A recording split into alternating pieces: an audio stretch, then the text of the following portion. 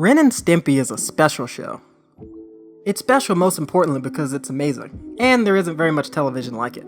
And what it is a very gross and very weird cartoon with adult humor made for kids. That's a pretty tight niche, so it makes sense that it's essentially in a class of its own. But that doesn't mean that there couldn't be something new introduced that fills a familiar void. Could that happen? Will there ever be another show like Ren and Stimpy?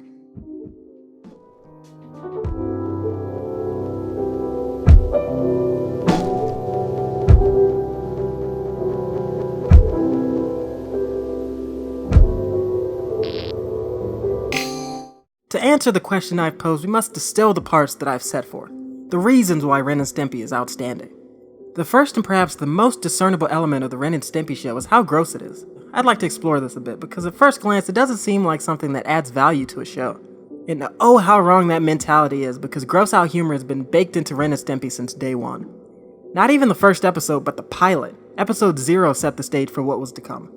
Big House Blues was only the beginning of the beginning, really. This is the one where Ren and Stimpy were struggling on the street and got picked up by a dog catcher.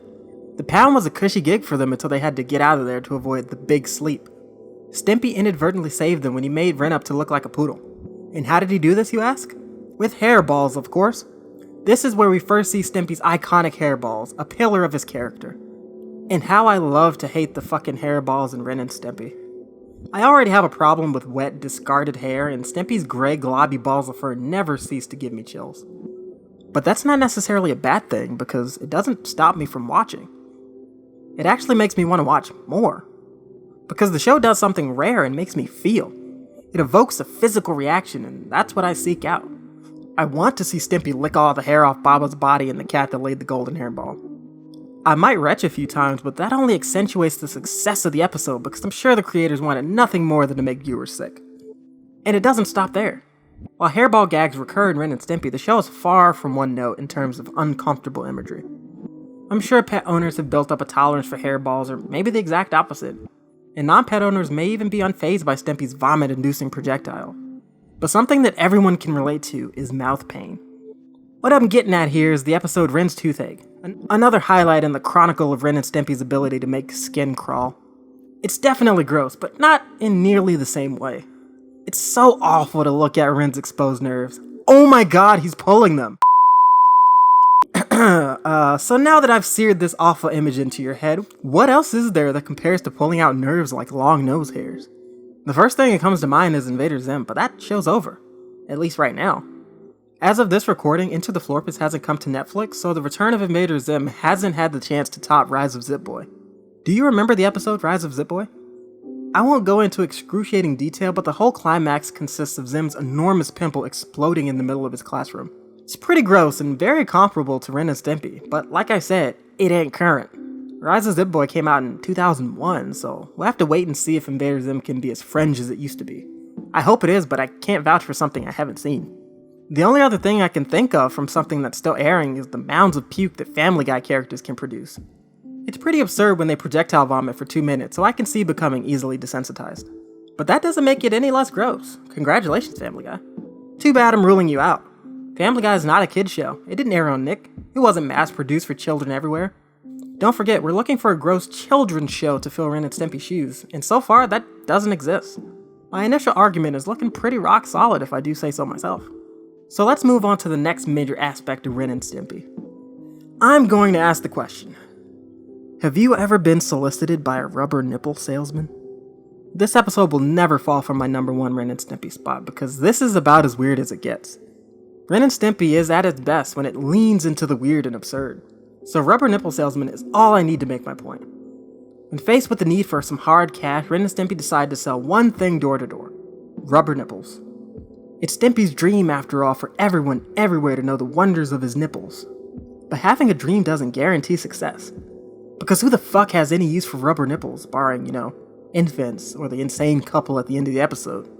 It's a simple, irregular premise that gives the characters breathing room, enough space to stretch their legs and jump off the page or screen or whatever. It's 3 set pieces. The fire chief gets to show up and yell about his hatred for circus people.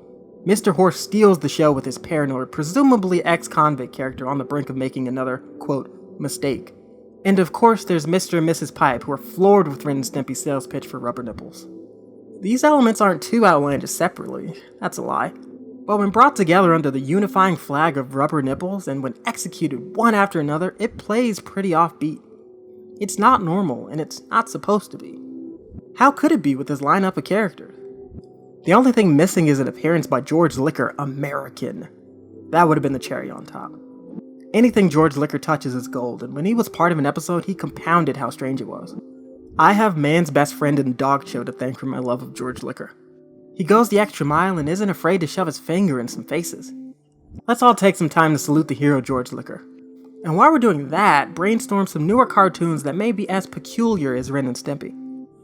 Sure, there's plenty of weird shit falling on and off of Adult Swim, but honestly, I think the weird cartoon may have died in the 90s. That being said, even in the 2000s we used to get gems like The Misadventures of Flapjack. But now I only ever see commercials for the umpteenth season of the shitty Ben 10 2016 reboot. I'm not an animator, but it feels like the art is degraded, drastically. The lines are ultra clean and the color palettes are super vibrant, but where's the soul? What happened to style and complexity? When did everything start looking the same?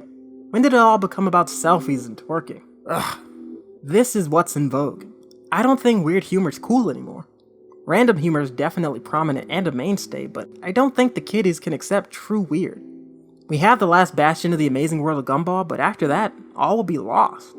Who's making something like Ren and Stimpy when they can cash in on an existing brand and shove toys in kids' faces? That's where the money is, not in pleasing the likes of me. I'm the past already. Unfortunately, that means Ren and Stimpy's also the past. Ren and Stimpy's special and acclaimed because it's gross and weird, and there won't be another show like it because it's gross and weird. It's not what viewers want, and it's not what studios make in the current climate. Maybe there will be a resurgence for something in the genre. Hell, maybe there's something coming down the pike that'll fit my criteria perfectly and prove me wrong. What do you think? Did I miss something? Will there ever be a demand for shows like Ren and Stimpy again?